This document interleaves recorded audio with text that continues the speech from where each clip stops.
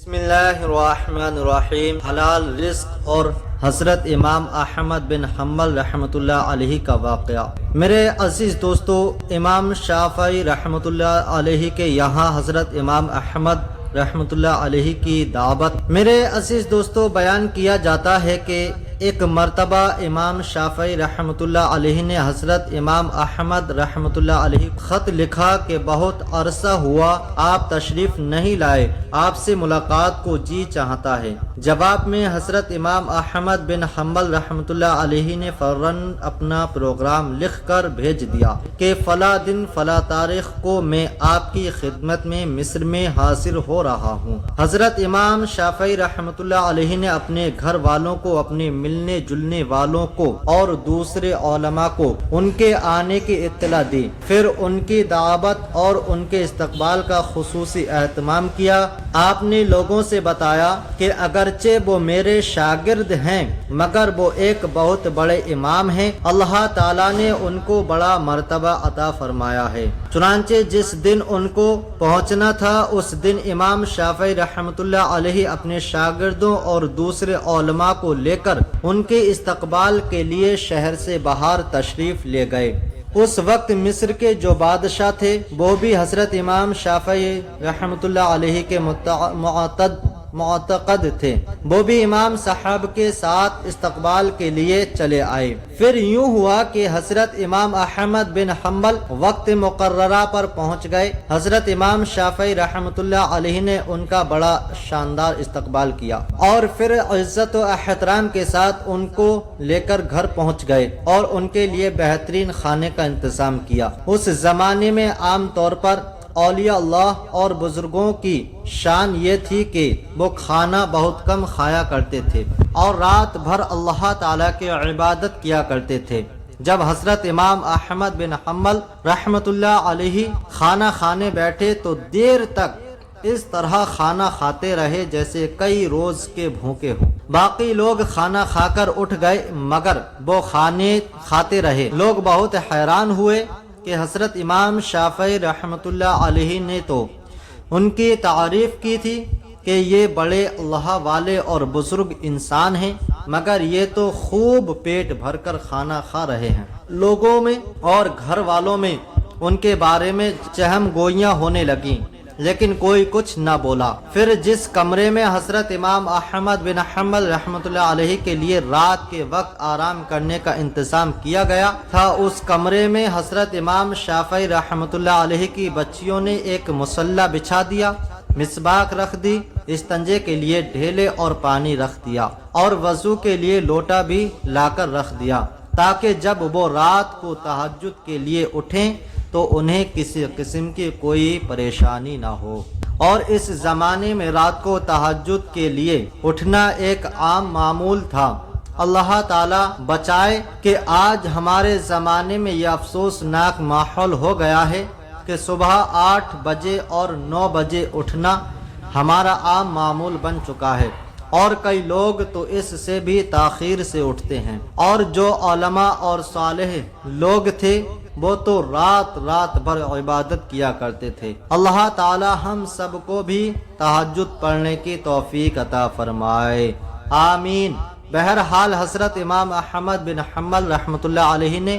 رات کو اس کمرے میں آرام کیا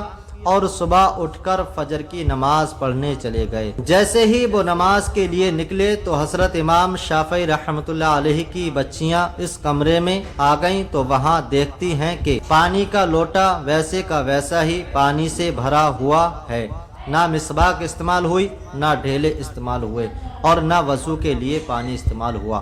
سب کچھ جیسا تھا ویسے کا ویسا ہی رکھا۔ اب ان کے دل میں یہ شبہ ہوا کہ شاید رات کو چونکہ زیادہ کھا لیا تھا اس لیے تہجد کے لیے آنکھ نہیں کھلی ہوگی۔ جبکہ فجر کی نماز پڑھ کر حضرت امام احمد بن حنبل رحمۃ اللہ علیہ تشریف لائے تو گھر والوں نے حضرت امام شافعی رحمۃ اللہ علیہ سے کہا کہ آپ نے فرمایا تھا کہ وہ تو بہت بڑے اللہ والے اور بہت بڑے بزرگ ہیں مگر رات کو انہوں نے کھانا بھی خوب کھایا، رات کو ہم نے ان کو وضو اور استنجے کے لیے پانی اور ڈھیلے رکھے تھے، وہ بھی استعمال نہیں ہوئے معلوم ہوا کہ رات کو تہجد کی نماز بھی نہیں پڑھی۔ اب حضرت امام شافعی رحمۃ اللہ علیہ کو بھی تشویش ہوئی، لہٰذا انہوں نے حضرت امام احمد بن حنبل رحمۃ اللہ علیہ کو بلایا اور تنہائی میں لے جا کر ان سے پوچھا کہ اس طرح کی باتیں سننے میں آ رہی ہیں کہ آپ نے کھانا بھی غیر معمولی طور پر کچھ زیادہ کھایا، اور جس کمرے میں آپ کے لیے سونے کا انتظام کیا گیا تھا اس کمرے میں آخری شب میں استعمال کے لیے جو چیزیں رکھی گئی تھیں وہ بھی استعمال میں نہیں آئیں۔ کیا بات ہوئی؟ آپ پہلے تو ایسے نہیں تھے، کیا یہاں سے جانے کے بعد آپ کے مزاج میں کچھ تبدیلی آ گئی ہے؟ حضرت امام احمد بن حنبل رحمۃ اللہ علیہ نے فرمایا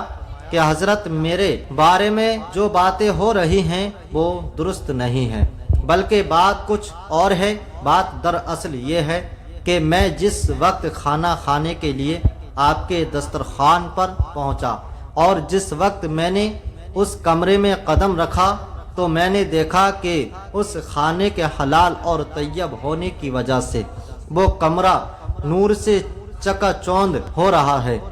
اور یہ دیکھا کہ آسمان سے لے کر اس دسترخوان تک انوار کی بارش ہو رہی ہے۔ جب میں نے یہ صورتحال دیکھی تو میں نے سوچا کہ شاید اس سے زیادہ حلال اور طیب کھانا نہ مجھے زندگی میں نہیں ملے گا، لہٰذا جتنا بھی زیادہ سے زیادہ اس کو کھایا جا سکتا ہے اس لیے کھا لیا، اس لیے کہ اس کھانے کا ذرہ ذرہ ایمان کو اور دل کو روشن کرنے والا ہے۔ اس لیے مجھ سے جتنا زیادہ سے زیادہ کھانا کھایا جا سکتا تھا میں نے کھا لیا، اور میں نے یہ نہیں دیکھا کہ کون کتنا کھا رہا ہے اور کون میرے بارے میں کیا سوچ رہا ہے۔ جہاں تک مجھ میں کھانے کی قسط تھی میں کھاتا گیا، اور پھر حلال کھانے سے بد ہضمی بھی نہیں ہوتی بلکہ وہ سرع الہضم ہوتا ہے اور اندر جا کر جذب بدن ہو جاتا ہے اور روح کو منور کرنے کا ذریعہ بن جاتا ہے۔ الحمدللہ میں نے اس کا اثر محسوس کیا، کیونکہ کھانا کھانے کے بعد نہ تو مجھے بد ہضمی ہوئی اور نہ مجھے کوئی تکلیف ہوئی۔ پھر کھانا کھانے کے بعد عشاء کی نماز سے فارغ ہو کر جب میں اس کمرے میں پہنچا جہاں آپ نے میرے لیے آرام کا انتظام کیا تھا، وہاں جا کر تو میری حالت ہی بدلی ہوئی تھی، اور سونے کو آرام کرنے کو میری طبیعت چاہ ہی نہیں رہی تھی۔ اگرچہ میں سفر کر کے آیا تھا، مگر اس کھانے میں اتنی غذائیت اور توانائی تھی کہ میری تھکان بھی ختم ہو گئی اور سستی بھی جاتی رہی، اور جب میں سونے کے لیے لیٹا تو مجھے نیند نہ آئی، لہٰذا میں لیٹا رہا اور لیٹے لیٹے قرآن و حدیث میں غور کرتا رہا، حتیٰ کہ پوری رات غور و فکر کرتے ہوئے گزر گئی۔ اور اسی رات میں نے قرآن و حدیث سے 100 مسائل کا حل تلاش کر لیا، اور وہ مسائل ایسے تھے جو اس سے پہلے کبھی میرے ذہن میں نہ آئے اور نہ